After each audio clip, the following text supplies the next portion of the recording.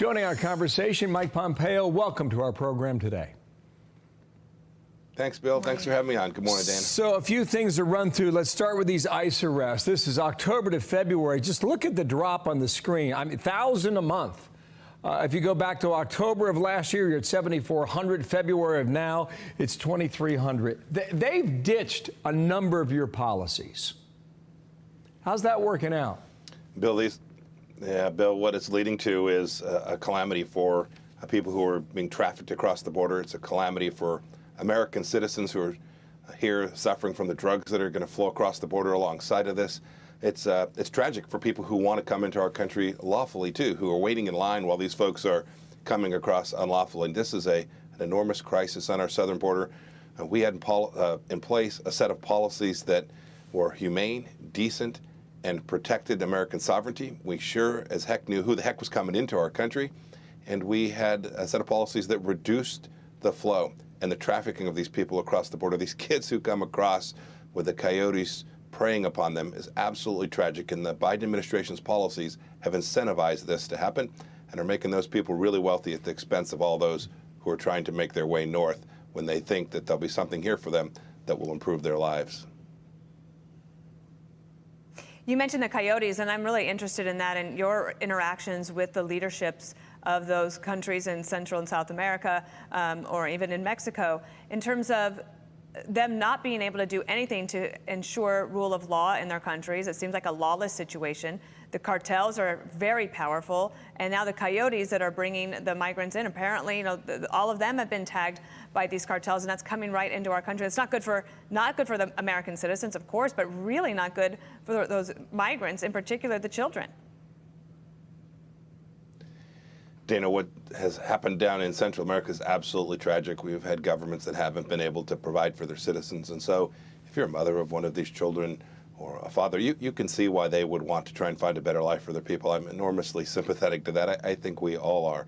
But the reality is that we did good work in the Trump administration. We tried to help people down there. We tried to help those governments be more successful. We demanded that the Mexican government not allow these traffic flows to continue in from Guatemala and from El Salvador and from Honduras.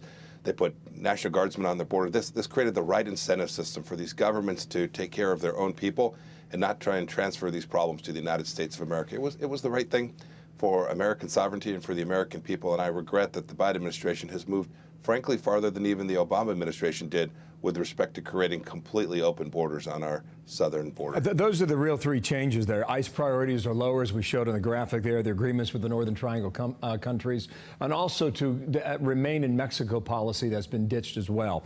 Dana asked the question about smugglers. We associate them with drugs. Are they now using human beings as a commodity in their smuggling practices to make money? Bill, sadly, they are. They get paid a handsome price, and the price varies. There's, frankly, a market for this. They get paid a handsome price for trafficking children across the border who are unaccompanied, or they'll bring families across. Often that's the only wealth that those families had, and they're in terribly difficult situations. And these coyotes, they prey on these individuals. It is not humane to create this false set of incentives for these folks to come across and make this arduous travel across their own country, then across Mexico, and try to get into the United States of America. We had these policies right. We worked hard. I worked diligently to convince the Mexican government to allow us to have these asylum seekers remain in Mexico. You talked about that policy. It was approved by the courts. It was working, and now this administration has abandoned it, and the coyotes will be the primary beneficiaries of this. Can I take you to another part of the world, sir? That is, and your successor, Anthony Blinken, the Secretary of State. He's announced that he's going to be having some discussions with Chinese officials. This is how he described how he sees the relationship going forward at his hearing. Take a listen. China uniquely has an ability, militarily, diplomatically, economically, to undermine the international rules-based system that the United States has devoted so much effort to building. We're going to be making very clear to our counterparts in China the deep concerns, objections that we have to some of the things that they're doing. And let me just show you one Wall Street Journal headline. This is the column by Holman Jenkins, that the Wuhan lab theory is a dark cloud on China. The WHO's inability to divorce itself from Beijing's propaganda doesn't help. Is that, how important is that when Blinken meets with the Chinese? And what else would you recommend that he try to do? Well, Dana, I'm glad they're meeting. I think that's great. He's going to meet with Foreign Minister Wang Yi, it sounds like, maybe Wang Zhishe as well. That's great. I had a number of meetings with them, too. The Chinese Communist Party didn't give an inch. And in the Trump administration, we didn't give an inch. We imposed real cost on the Chinese Communist Party. I hope that this administration is prepared to do that, too.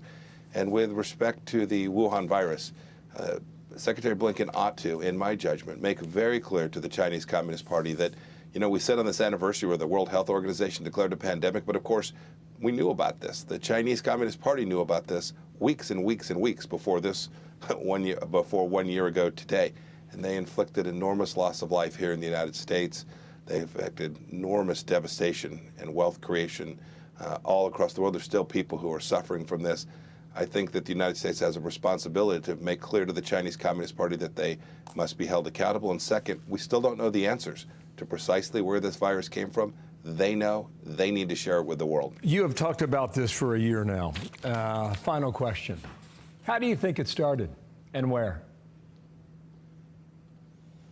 So we know with near certainty that this came from Wuhan, and there is substantial evidence of what was taking place inside of that laboratory. We know, secondly, that there are a set of facts. I released a fact sheet in early January of this year, which make clear there were certain facts that make it strongly indicative that this came out of that laboratory through what was likely an accidental leak. And then the third pillar is that the Chinese Communist Party won't let anybody into that lab to look at what happened. They disappeared journalists. They made doctors who knew what happened go away. That cover-up itself is a crime. And the fact that they won't let the world know precisely where this came from when the Chinese Communist Party most assuredly knows is a strong indication that it came from a place like the lab that they don't want the world to know about. Sir, thank you for your time. Hope you come back soon, okay? Thank you, Bill. Many more issues Thank to you, get Dana. through. Have a good day. Thanks.